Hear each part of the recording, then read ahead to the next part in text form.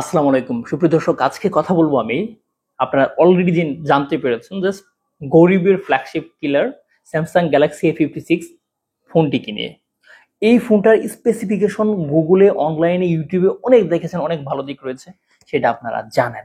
কিন্তু two be honest, আজকে আমি আপনাদেরকে জানাবো অনেস্ট রিভিউ। আফটার 3 দিন ইউজ করার পর এই ফোনটার যে ব্যাড রিভিউ পেয়েছে, আমার মনে হয় না যে 50,000 টাকার বাজেট সেগমেন্টে আপনারা কেউ এই ফোন কিনবেন, ভুলেও কিনবেন না। কেন কিনবেন না? নাম্বার ওয়ান ভুল হচ্ছে, এটার একজাইনোস প্রসেসর দেওয়া হয়েছে, প্রচুর গরম হয় ফোন। নাম্বার টু হচ্ছে ক্যামেরা প্রবলেম, ক্যামেরা মানে লো লাইটে একদম বাজে। নাম্বার থ্রি কি? নাম্বার থ্রি হচ্ছে এর যে পারফরমেন্সটা, এটা 30,000 টাকার সেগমেন্টের ফোনের মধ্যে আপনারা এর থেকে ভালো পেয়ে যাবেন।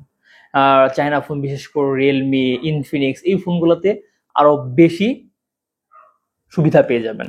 এবং এই ফোনটাতে আরো অনেকগুলো সুবিধা পাশাপাশি, যেমন ডিসপ্লেটা ভালো পাবেন, এটা মানছি।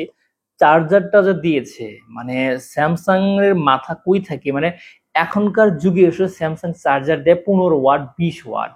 এই ফোনটার সাথে চার্জার দিয়েছে 18 ওয়াট। এই 5000 mAh এর ব্যাটারি ফুল চার্জ হতে এটা সময় লাগে 2.5 ঘন্টা। আপনি কল্পনা করেছেন এখনকার যুগেও এতটা সময় নেয়? এবং সামনের ক্যামেরা বলেন এবং পেছনের ক্যামেরা বলেন, যথাক্রমে 50, 12, 5 অ্যান্ড ম্যাক্রো শুটার 5 MP, এটা মানে মানায় না। সামনেটা হচ্ছে 12 মেগা, সেটা দিয়ে ফুল এইচডি 60 FPS এ ভিডিও করতে পারেন, সেটাও শোভা পায় না। আমি সাজেস্ট করব যে এই ফোনটা না নিয়ে আপনারা ইনফিনিক্স এর ফোনটা নিতে পারেন। তারপরেও আপনাদের যাদের স্যামসাং এর যেমন ডিসপ্লে ভালো রয়েছে, সেই সাথে হচ্ছে আপনার ওভারঅল 6 বছরের মেজর আপডেট রয়েছে, তারপর হচ্ছে আপনারা যারা মানে টাচটেট একটা মানে দিনের আলোতে ঝকঝক করবে সুপার অ্যামোলেড ডিসপ্লে পছন্দ করেন, তারা এই ফোনটা নিতে পারেন নিঃসন্দেহে। তবে টু বি অনেস্ট, আমি যে কথাগুলো বললাম সেটা বাস্তব ইউজ করছি আমি, সেই ইউজার থেকেই আপনাদেরকে জানাচ্ছি যে ক্যামেরাটা সন্তুষ্ট। মানে লো লাইটে হবেন না, কিন্তু আদার লাইটে হবেন। লো লাইটে এটা ক্যামেরা আপনাকে আশ্বস্ত করবে না। যদিও আমি এটা দিয়ে ভিডিও করছি এখন, আপনাদের কাছে কেমন লাগছে অবশ্যই কমেন্ট করে জানাবেন।